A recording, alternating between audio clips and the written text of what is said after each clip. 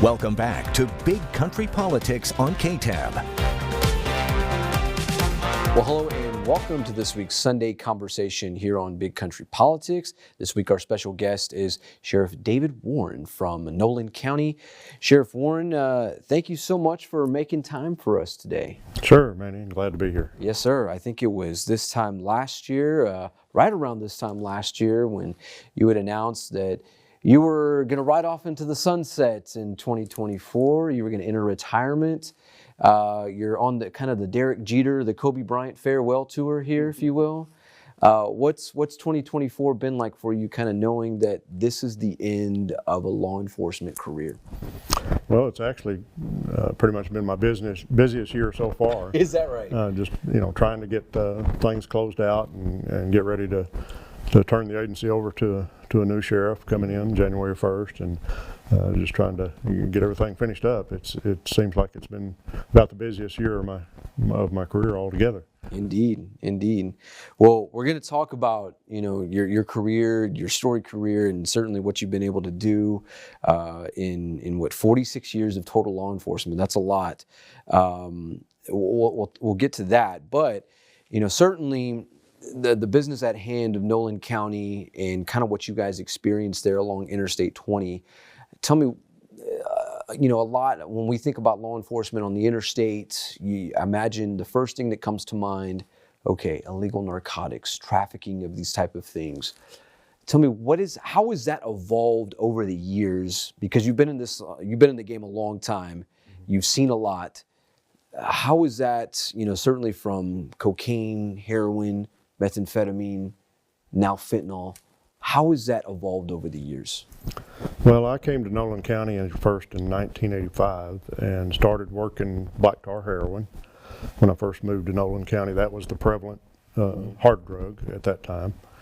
And then, later in the 80s and certainly into the early 90s, we dealt with crack cocaine. And those of us in law enforcement thought that was going to be the worst of the worst that we'd seen. It just was so addictive and took so many lives, and we just thought that was going to be the worst. And then, unfortunately, in the 2000s, methamphetamine came on the scene in a big way. Methamphetamine had been around before, but nothing like it began to develop in the 2000s, and so we dealt with a really horrendous addiction problem with that, and the health problems and different things that it causes people were pretty traumatic.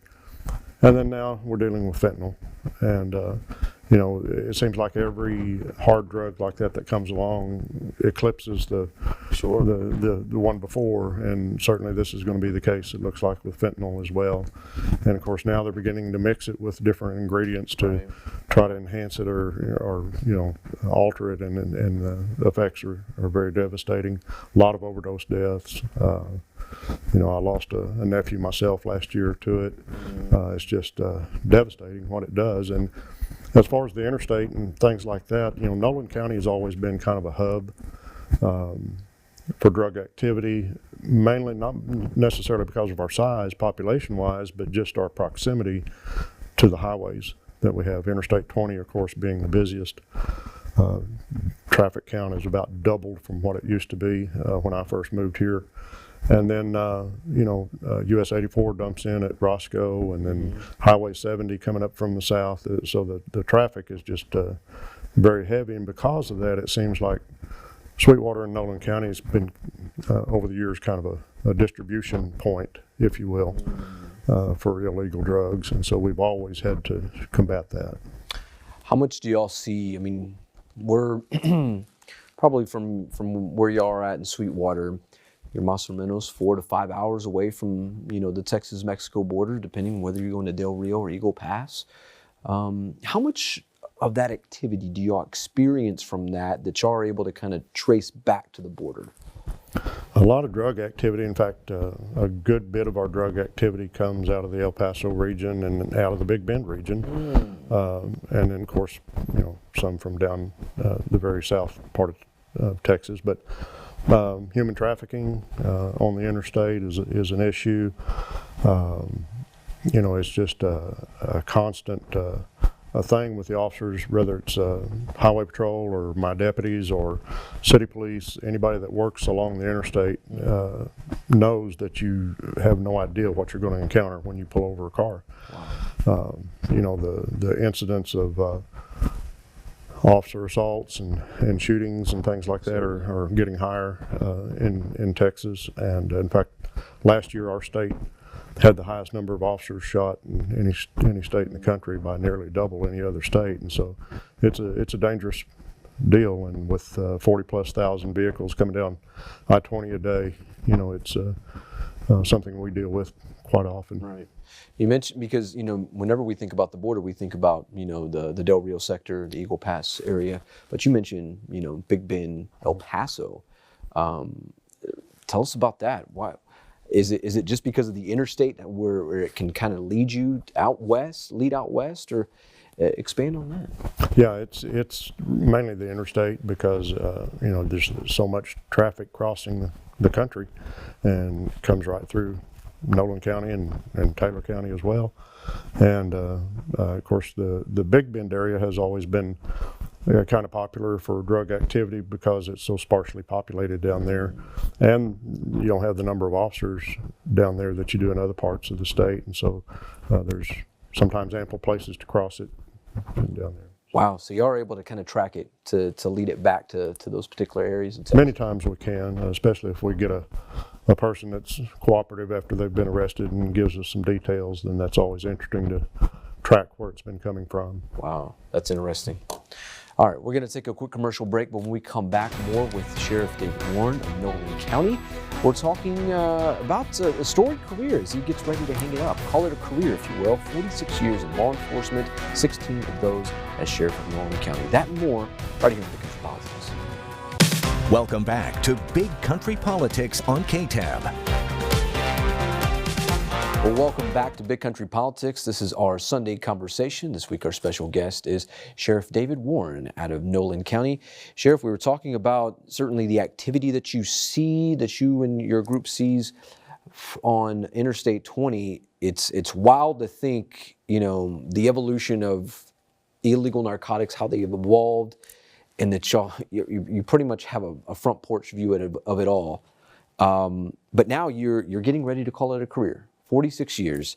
I know there's probably 1,000,001 moments that live rent-free in your head just because of how long you've been doing this, but is there anything in particular that comes to mind of a story of something that will just live with you forever? Well, there's been a lot of moments, of course, that are very memorable, but probably some of my time as chief deputy before I became sheriff, I was fortunate enough to work for a really great sheriff myself that allowed me the latitude and time to go and do some things that probably most chief deputies wouldn't be allowed to do, especially in the realm of narcotics work. And so I had some really good times doing that. Got involved in one particular investigation that lasted about 5 years that it got into an international drug trafficking organization operating out of Mexico. And so that was obviously something that other peace officers have been able to do, but for a small town chief deputy from a small sheriff's office, it was very interesting for me to be involved in. And then of course there's been some tragic moments that I've dealt with as well. You know, this time of year always brings to mind a murder-suicide of a couple that happened right after I became sheriff that you know, was really hard to deal with children and everything this time of year. So there's certainly moments like that are some grim reminders of what I've had to deal with over the years. But overall, it's been a tremendous career, and you know, it's been an absolute honor and a privilege for me to serve the citizens of Nolan County. Definitely. Well, one of the biggest issues, biggest dilemmas, if you will, you know, Ricky Bishop here in Taylor County experiences this exact same thing, recruitment and retention. And that's a big thing in rural Texas, you know, because certainly everyone wants to live in the big cities, and, you know, if they're going to enter law enforcement, they're going to want to do that in those particular areas. How difficult has that been for your sheriff's office in Nolan County, and what are y'all doing to and is there anything y'all are doing to really raise the stakes, if you will? Well, it is a big problem for us, and you know, I've got some deputy openings that I've had for over a year and a half now that I haven't been able to fill, and so retention and recruitment is a huge issue for us. We have tried to get our salary levels up as much as we can. Fortunately, the legislature here a couple of years ago passed a deal for small rural sheriff's offices to give a little bit of a boost in salary through a grant through the state, and that's helped some. But we're learning that it's not always just about salary. It's like you said, sometimes people don't want to live in a real small town. Sometimes even the size of Abilene is not attractive to them, but certainly a town the size of Sweetwater. So we're constantly competing with other agencies. I know you had a segment on earlier in the week about all the troopers graduating from Texas DPS, and that's wonderful. Some of those troopers come from us, you know, from our small agencies across Texas, but it's just everybody's struggling though. Even the larger agencies are seeing an issue with vacancies that are, you know, they can't fill, and so going forward, I think we just have to pull out the stops and try everything that we can. We're trying to be more proactive in getting out and letting people know what the job is like and what the benefits are and the salary and things like that. But it's just getting younger people to be interested and come into the business. That's what we need. How do you encourage, you know, younger folks, the younger generation to join you guys? Right. Of course, we're trying to be more proactive as far as social media and website stuff, and you know, the job fairs. We recently had like 5 different job fair locations throughout the Big Country area with the West Central Texas Council of Governments, and so any way we can get our word out and try to encourage young people to come into it, because there's a lot of people reaching the same point I am and starting to retire out of the business. Certainly. Well, January 1, there will literally be a new sheriff in town in Sweetwater there in Nolan County. James Villanueva is set to become the 22nd sheriff of Nolan County. Tell me about Mr. Villanueva as you get ready to turn the reins over to him and kind of give me the future of the Nolan County Sheriff's Office. Well, I think he's going to do a great job.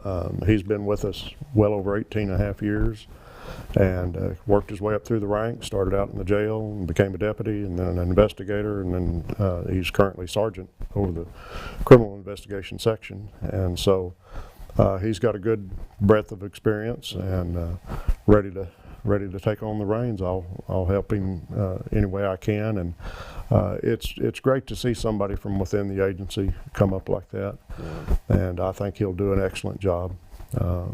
He's ready to take over January 1 and hit the ground running, and I'm ready to pass the torch. Yes, sir.